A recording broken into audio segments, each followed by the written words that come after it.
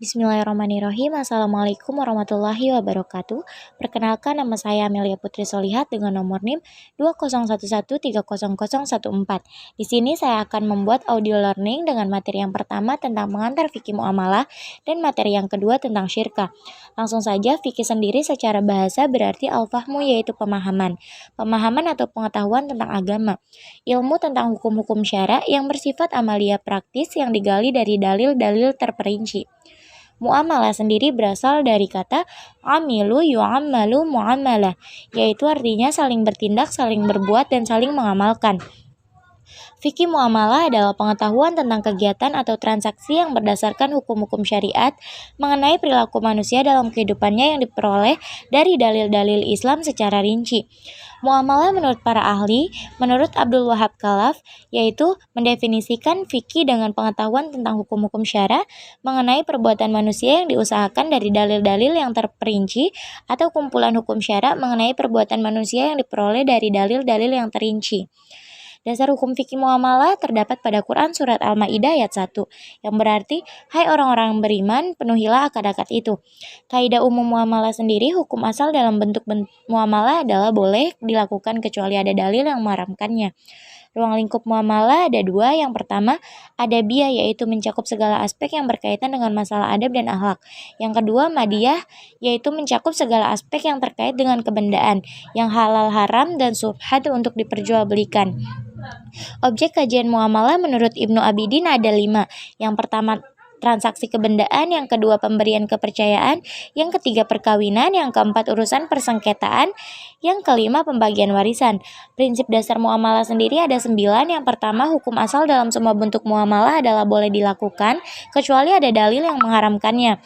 Yang kedua, sukarela tanpa mengandung unsur-unsur paksaan. Yang ketiga, mendatangkan manfaat dan menghindari mudarat dalam bermasyarakat. Yang keempat, memelihara nilai-nilai keadilan, menghindari unsur-unsur penganiayaan. Yang kelima, sadu az-zari'ah. Yang keenam, larangan ikhtikar atau monopoli. Yang ketujuh, larangan goror. Yang kedelapan, larangan maisir atau judi. Dan yang kesembilan, larangan riba. Yang kedua, materi tentang syirkah. Definisi syirkah secara bahasa, syirkah adalah al-ikhtilat, yang artinya campur atau percampuran. Maksud dari percampuran di sini adalah seseorang mencampurkan hartanya dengan harta orang lain sehingga tidak mungkin untuk dibedakan. Ulama Malikiyah sendiri mendefinisikan syirkah sebagai pemberian izin kepada kedua mitra kerja untuk mengatur harta atau modal bersama. Musyarakah atau syirkah. Musyarakah sendiri adalah kerjasama dua orang atau lebih untuk melakukan suatu usaha yang masing-masing pihak memberikan kontribusi dana dengan kesepakatan bahwa keuntungan dan kerugian ditanggung bersama.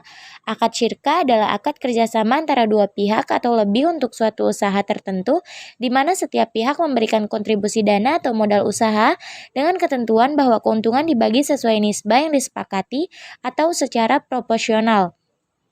Sedangkan kerugian ditanggung oleh para pihak secara proporsional.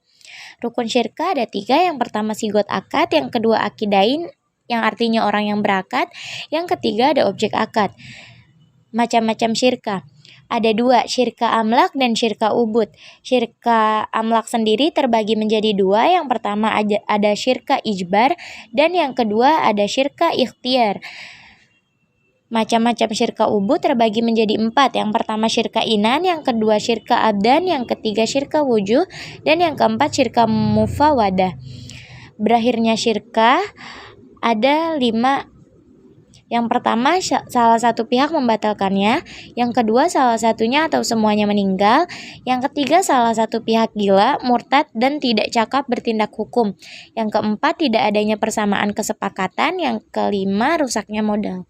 Baik, cukup sekian, terima kasih. Wallahul muwaffiq ila aqwamit thoriq. Wassalamualaikum warahmatullahi wabarakatuh.